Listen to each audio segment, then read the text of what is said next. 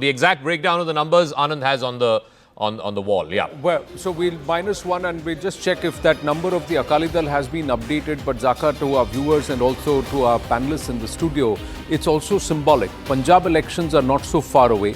Aam Aadmi Party and Congress are going to be at loggerheads along with the Akali Dal in the fray. Is this also a signal of a thaw between the Akali Dal and the BJP and perhaps a possible return of the Akali Dal back into the NDA fold ahead of the Punjab elections? Because they make a force collectively, the Akali Dal and the BJP. Or is the BJP going to try and fight it alone? There is an eye on Punjab. It's not just that one seat, it's symbolic and it's important. Let's try and understand the numbers. The NDA currently has about 426 in all. It's looking very, very strong. The India Bloc will have about 306. The Aam Aadmi Party adds another 12, so that number goes up to 318.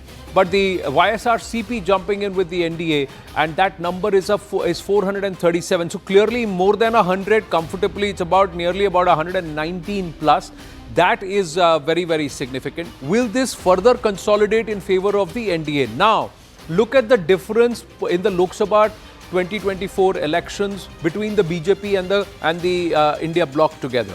The BJP looking at its weakest, but the subsequent elections in the states and also now with the VP elections, it's perhaps underlining the fact that the NDA is as solid as ever.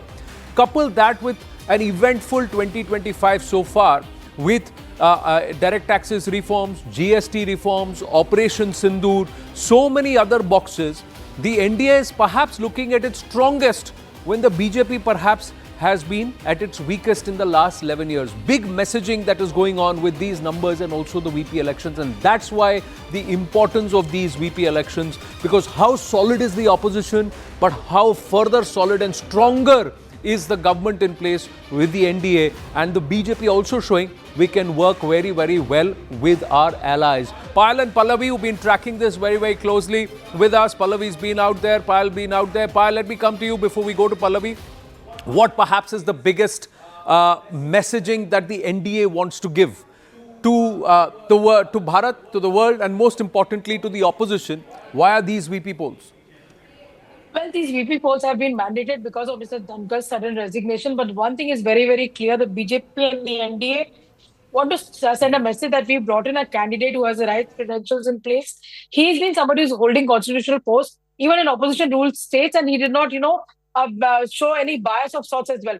I remember very clearly, almost a month or something ago, Anand, when the Prime Minister introduced CP Radhakrishnan to the NDA party leaders, he told them one thing, that he's been my friend since both of us had black hair. We've been friends since then, and let me just tell you that he's very fond of sports, but wo rajniti mein khel nahi karte. That means there was a silent jab that the Prime Minister had taken at the other candidates, essentially saying that he's somebody who's going to be very, very unbiased, he's going to be somebody who's going to be available to go by the book, to go by the constitution, and that is something which is holding in big stead as well. As far as the numbers are really concerned, that's simply not a worry as far as the BJP or the NDA is concerned. It's a united front that they want to present, but the floor managers are extremely confident that anywhere between 30 to 39 votes will come further for the NDA. Zaka knows who I'm speaking about, so I leave it just there.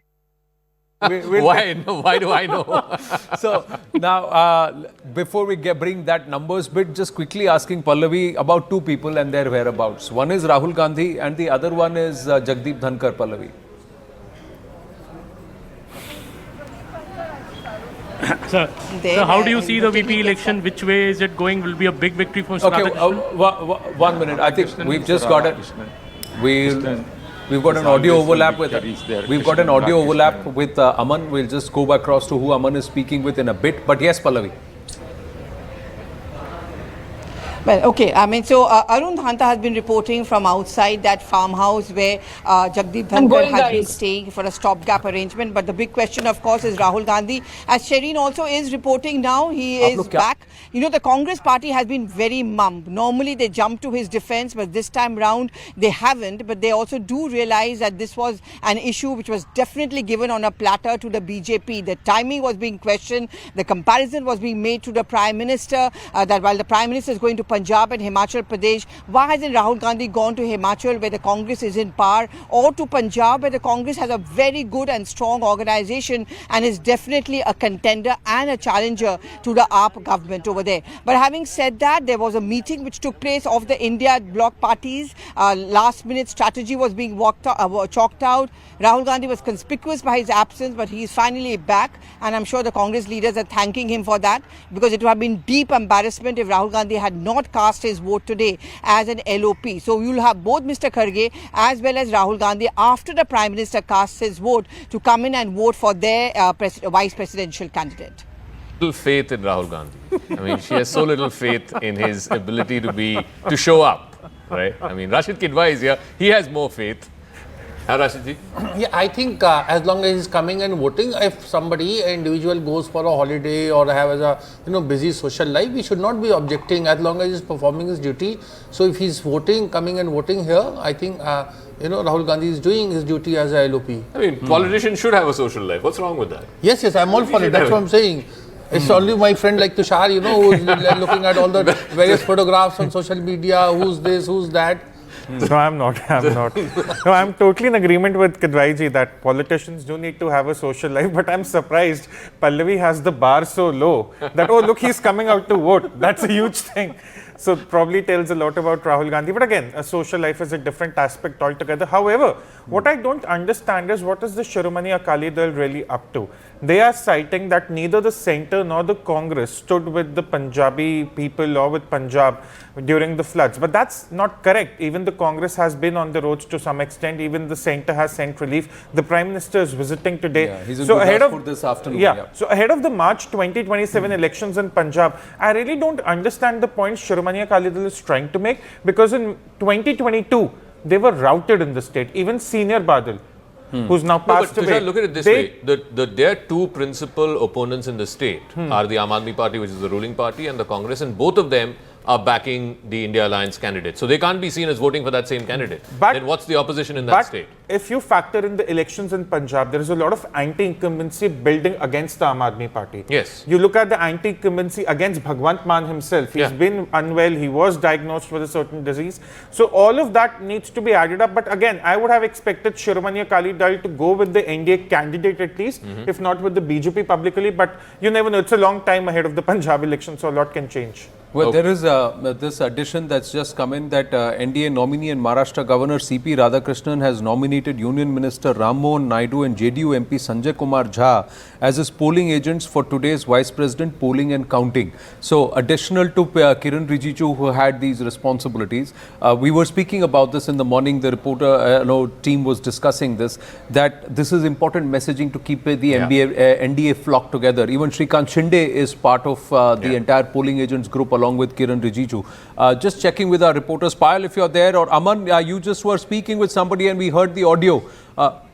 Okay, so Arun Dhanta is there with us. Arun, you are right outside Jagdeep Dhankar's residence. Can you just tell us why the NDA, or why there are so many polling agents within the NDA? Is it to try and show that they're all united, there is no dissidence there? No, it's Abhay Chautala's residence. Jagdeep Dhankar happens to be the tenant currently. Yeah, the tenant. The Chautala farmhouse. Kiraye pe. So, the Kiraye pe and the Jat messaging is also there. Yes, Arun. Well, that's right, Anand. I am right outside the Abhay Chautala's residence. The gate that you see right behind me is of course, that farmhouse which is here in Chhatarpur. And last week, Jagdeep Dhankar, former Vice President, had shifted to this residence. There is not much activity as you expect here in this area, especially the Chhatarpur farmhouse area. And in fact, there is of course a history behind this relationship of Jagdeep Dhankar and INLD Abhay Chautala, because he's been speaking about it, that relationship, that how Devilal, former Chief Minister of Haryana, has brought him to the politics. He was the first one who in fact gave him that ticket from Janata Party in 1989 to contest that Lok Sabha election. Then of course made him minister in VP Singh's government, later in Chandrasekhar's government. So he's been speaking about it. And in fact, when we had spoken to Abhay Chautala few weeks back, he said when he got to know that Jagdeep Dhankar is looking for a stopover till the time he get that official residence in central Delhi, he called Jagdeep Dhankar and he said that you're going nowhere, you're coming here here in our house, and it's your house. You'll be staying here as long as you want. And now, of course, we are also given to understand, Anand, we are learning from our government sources that a bungalow has also been allotted to him at APJ Abdul Mar 34, I guess, is the number where the work is going on, and probably very soon you will be seeing Jagdeep Dhankar from here to shifting to that house. And also, Anand, what we are also gotten to from the sources close to VP is that nowadays he's focusing more on yoga, table tennis, and also he's watching OTT platforms. So these are the things which he's doing, which we are given to understand from the way of our sources. So this is the platform where let's wish him. Let's wish him. These days There's a nice series I'd like to recommend to the former VP. It's called House of Cards. House of Cards. I think that's basically how it's played out. We just hope that we just wish him a speedy recovery, and let's hope that by the time he comes to 34 APJ Abdul Mark, he'll be far more active. What? He said he had health issues, so we have to trust those health issues, right? Speedy recovery. So just like politicians can have a social life, they can have health problems health also. problems too. Journalistically speaking, politically speaking, of course, you are giving citing health reason, that's valid, and but a lot of people are not able to take it on face value. That especially who are not able to take it on face value, that is, we'll talk about that too. What is official, what is political, and what is real? Is there a variance amongst the three? We'll talk about that too. But first, let's listen into what Prahlad Joshi ji has to say.